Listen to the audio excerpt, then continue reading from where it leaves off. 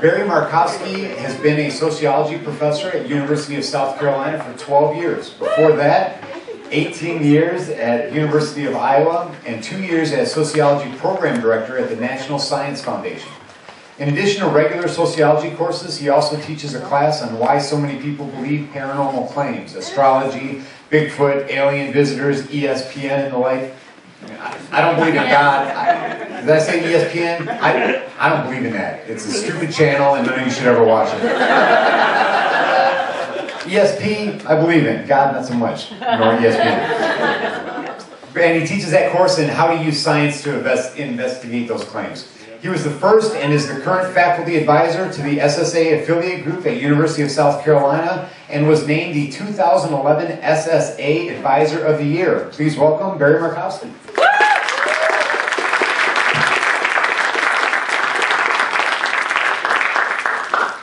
Hopefully this is still there. Good. I was asked to talk about critical thinking. In fact, I was given this title to organize my talk and put the material together and had a good 45 minutes worth. Now I'm going to try to squeeze that into 20. First of all, definition. Critical thinking is the rational and objective use of cognitive methods for evaluating claims. It's useful in science. It's a cornerstone of science, but it's also useful in life, and that's what I'm going to try to get across today. A lot of the examples I'll give you are kind of maybe somewhat academic, but they kind of boil down some of the aspects of critical thinking to its various essences. So why is this important?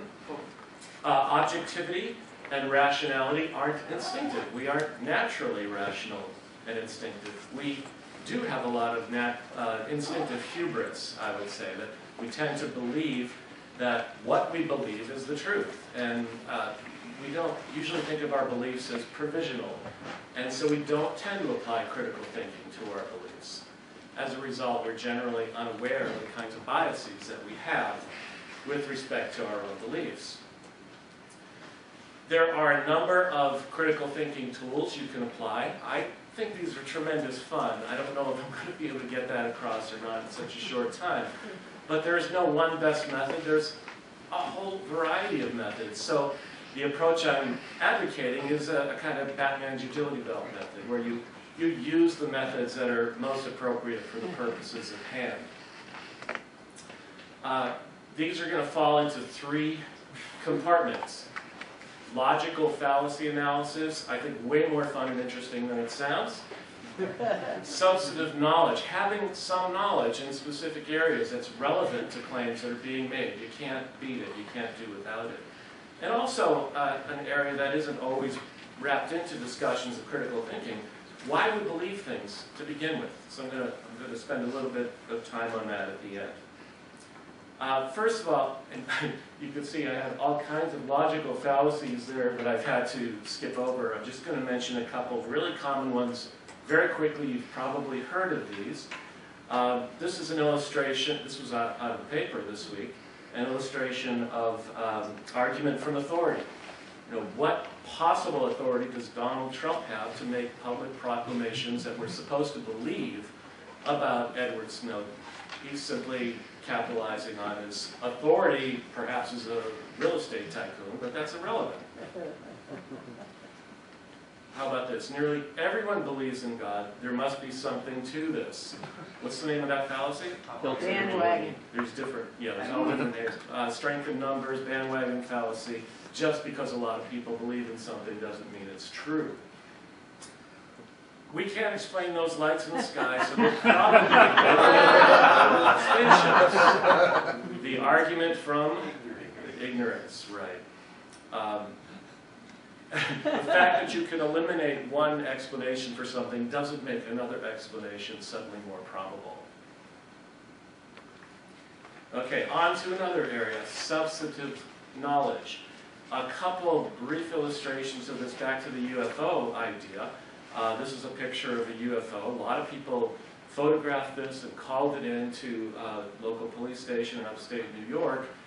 But if you knew something about flying clubs and how they like to have fun. Maybe a little bit about aeronautics. You would know that another explanation for this is just a bunch of small planes flying in formation with colored lights on them. A good time was had by all. Did you know that Venus accounts for about 30% of UFOs?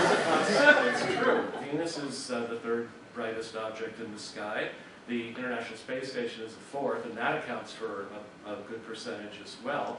A little bit of understanding about astronomy and about perception, and those claims go away. And I think the real explanations are a lot more interesting. On to another area, evolution. I want to get this right. Creationists argue that there's a gap in fossil records between Appius Stupidus and Homo sapien, so A and C. Archaeologists discovered Neanderthal fossils in 1987, but then the creationists argued that now there are two gaps in the fossil record, that between Appius Stupidus and Neanderthal, the AB gap, and also between Neanderthal and Homo sapien. So you can't win. Obviously, it's an absurd kind of argument. There will always be some kind of gaps, but the record of archaeology has been incredible in the last 100 years as far as filling the transitional forms in the fossil record. Bacterial flagellum is a more sophisticated and really popular argument among intelligent design proponents that this is a little motor that works at the subcellular level and requires all of the components in order to make that flagellum spin around. They claim that because it won't work without any one of those elements present, it must have been intelligently designed. Otherwise, it has no function. Well, it turns out that a reduction of that, a very similar structure with the same elements, but just a subset of those elements, does have a viable function in cells. It's a needle-like structure that injects proteins through other cell walls. A little knowledge in microbiology completely defeats that irreducible complexity argument. It is reducible to something less complex that is fully functioning in biological systems. In the area of medical claims, does blank really blank? Does chiropractic medicine really repair subluxations? A lot of people don't realize that repairing subluxations is at the heart of chiropractic medicine. The problem is nobody can find subluxations. You put 3 chiropractors in a room, show them the same x-ray, all of them will find subluxations, but different ones. There's no evidence that they even exist, and yet this is at the heart of the practice. There's no doubt that certain kinds of chiropractic manipulations make certain kinds of back problems feel better, but the claims in chiropractic medicine go way, way beyond that. Acupuncture also has some known analgesic effects, but the whole underlying theory claims that it's restoring energy flows along meridians in the body. There's no physical evidence for any such activity in the body, for any such structure in the body. If it works at all, it's working for other reasons. And lastly, it didn't even mean anything. I saw Deepak Chopra, who's a proponent of this, interviewed and pressed on this topic, and he basically ended up saying it's just a metaphor. It's not really quantum anything. And that's the heart of his system. So be critical, be skeptical. All right, on to one of my favorite areas, why we believe stuff. And it's going to be, I got to check the time really quick here. Okay, I'm all right. There's a lot more to this than what I'm able to tell you in the next 10 minutes, but just very briefly, I'm interested in how perception happens. This is like the start of the formation of false beliefs, misperceiving things. Perceptions feed into judgments. We also have a tendency to misjudge things in very predictable, very systematic ways. And judgments feed into beliefs. Down at the bottom, you see I'm also mentioning social influences. This is kind of my area, but I'm not even going to talk about this other than to show you a few of them.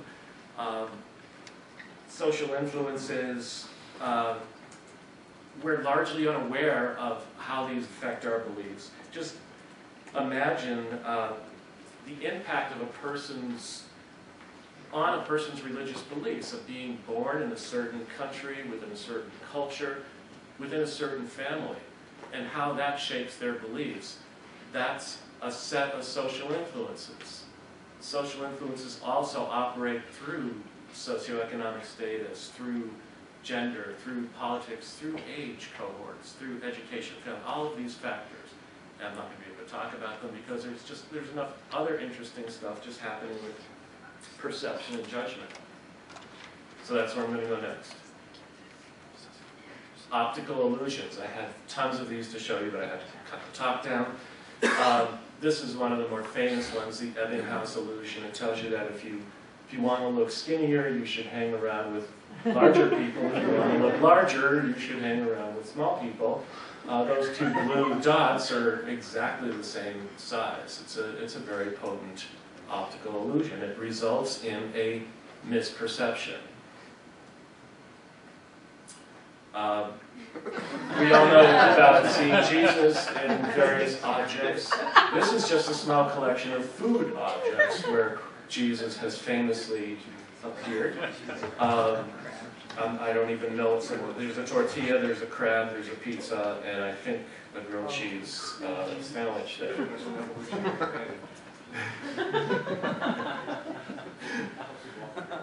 There is another area that's fascinating about perception is trickery. There are tricksters who are telling you, I'm going to do a trick, stage magic, and there are people who are doing tricks but telling you it's real. Psychic surgery, James Randi famously on The Tonight Show with Johnny Carson debunked psychic surgery. You can make it appear that the hand is going into the body, blood is all over the place, you're pulling out guts and cancerous tumors or whatever, and then magically sealing up the body. But it's all sleight of hand, and it's relatively easy sleight of hand to do as well. Uri Geller bending spoons with the power of his mind. Very easy to reproduce without the power of the mind. As James Randi likes to say about Uri Geller, if he's really using his mind to bend spoons, he's doing it the hard way. There are ways to do it with sleight of hand. And of course, stage magic and John Edwards Basket, who's using standard mentalist tricks, but pawning them off as actually talking to dead people. There are a lot of people doing what he is doing and making a fortune at it. Judgment. I'm going to focus on heuristics and biases. Heuristics are rules of thumb that we use to help us make judgments under uncertain conditions, and the world is a very uncertain place, so we use these things all the time. They lead us to formulate false beliefs, and sometimes with great certainty, and that's ironic because certainty is itself something we use as a heuristic. When we feel certain about something, we believe it's true in an objective way, and yet it's been shown that certainty is quite independent of truth. Lots and lots of people, as you know, would bet their lives on certain beliefs that they have because they hold them with such conviction, and yet, I like to think of the example of two groups of religious adherents who are completely at odds with each other, each believing that they are absolutely right. Well, they can't both be right, so at least one group is just completely wrong despite holding such firm convictions. The affect heuristic is an example of this. Stephen Colbert characterized that as looking up in your gut, actually talking about George W. Running his presidency this way. Gut judgments, we use this to gauge our beliefs. If something feels good, we tend to believe it. It's a way of kind of sidestepping any rational inquiry. And appealing to fear is something that's very, very persuasive as well. If you can create the emotion of fear, you can get people to believe things. Remember the terrorist threat levels during the previous presidency. a colleague of mine did a study on this. He found that whenever the public opinion polls of President Bush started to dip, they would raise the terrorist threat level, and the polls would go back up again. Incredibly manipulative and clever. A little quiz for you. The availability heuristic, I'll tell you what that means in a second. Are there more English words with the letter K as their first letter, or with the letter K as their third letter? How many say first letter? Well, you're all skeptical anyways. How many say third letter? Yeah, but I'll bet you couldn't think of that many. And that's how the heuristic works. The more that you can think of something, the more you tend to overestimate its frequency. It turns out there are 3 times as many words with the letter K in the third position in the English language, but almost every group of normal people will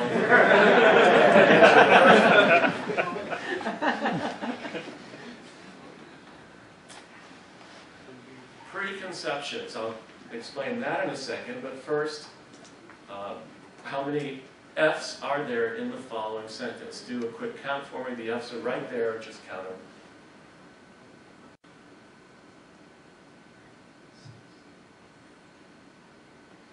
Don't say it out loud.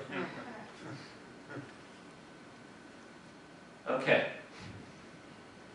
How many F's were there? How many counted 2? Nobody. 1. How many counted 3?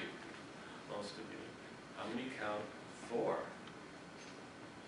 A few. How many count 5? 1? Huh?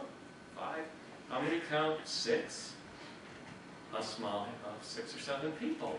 What's going on? All the people who counted 3 or 4 are going, what?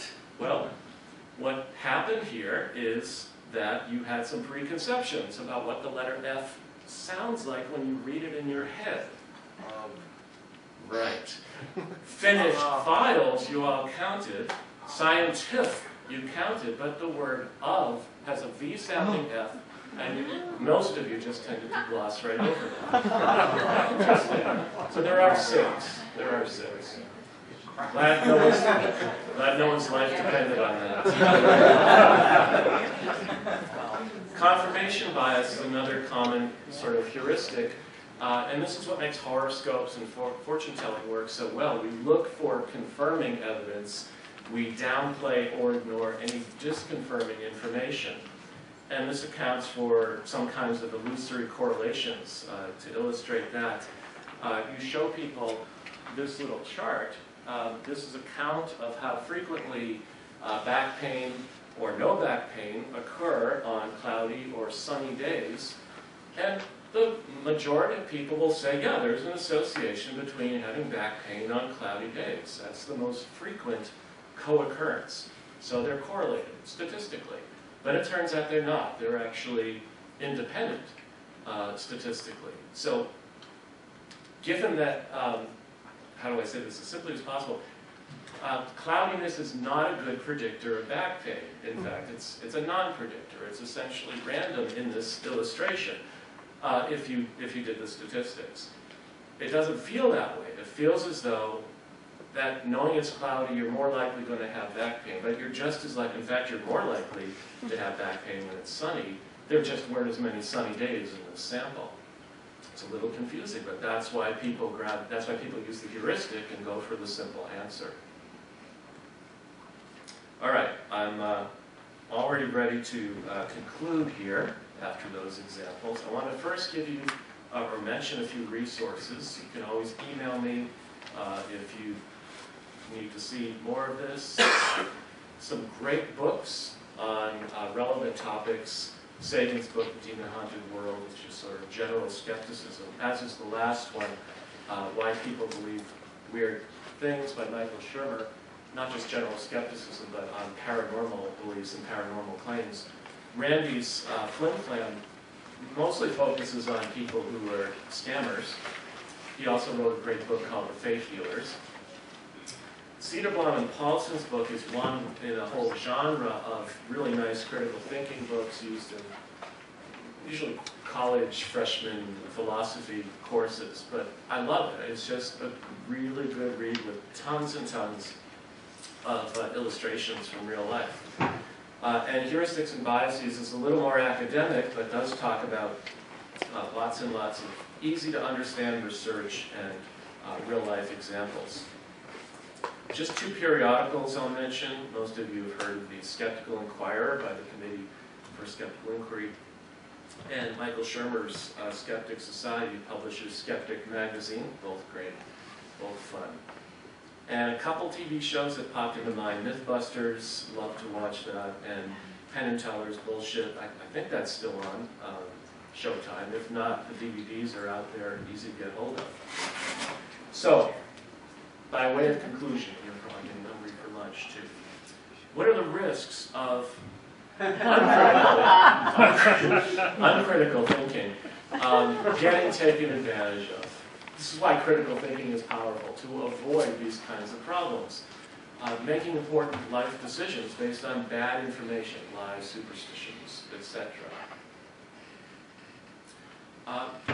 You're in danger of foregoing tested medical treatment for untested junk once you start exploring the world of alternative medicine, anecdotal claims, and placebo effects. That can lead to some very bad consequences. So can this, voting fools and incompetence in the public office, because you're not paying close enough attention to the rhetoric of their political speeches.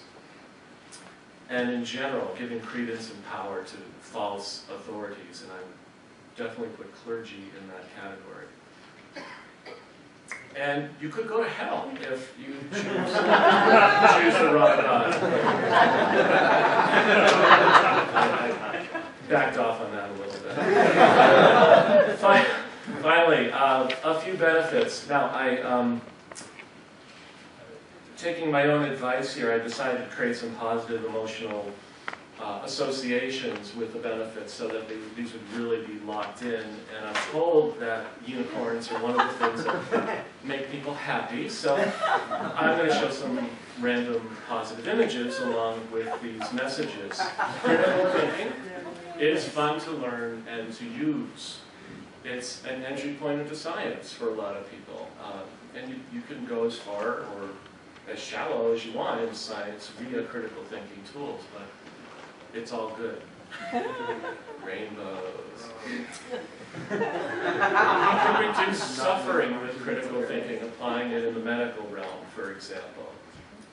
It empowers you, and at the same time it humbles you, because you start to realize that your beliefs aren't the be-all and end-all, that there's much more to learn out there, always. And tell people about it. It's enlightening for others to hear about your critical thinking. And what's the last image that's missing? Kitten. Close. Puppy. So you're all going to remember this, right? All right. Thank you. That's my talk.